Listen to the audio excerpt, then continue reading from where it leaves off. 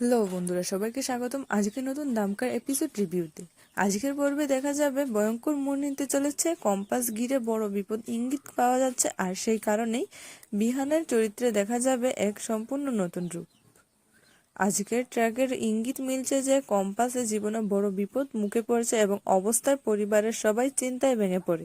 সবকিছু বেশি ভেঙে পড়ে বিহান, যে বিহানকে আমরা এতদিন শান্ত, ভদ্র এবং রোমান্টিক রূপে দেখি, যে আজ সে একেবারেই বদলে যাবে। আগামী পর্বে রূপ দেখা যাবে বিহান আর শান্তনে। সে প্রতিজ্ঞা করে যে কম্পাসের এই অবস্থার জন্য যারা দায়ী তাদেরকে কেউ ছাড়বে না, যেই হোক না কেন আমি তাকে খুঁজে বের করব। বিহান আকাশ পাতালের এক করে আসল অপরাধীকে খুঁজতে শুরু করে।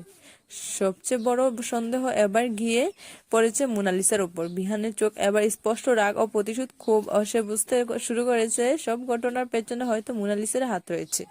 পরের এপিসোডে আমরা দেখতে পারি বিহান নিজের রাগ নিয়ে এক ভয়ঙ্কর রূপ ধারণ করবে। এবার সে শুধু কম্পাসকে বাঁচাতে নয়, আসল দোষীদের শাস্তি দিতে মাঠে নামবে।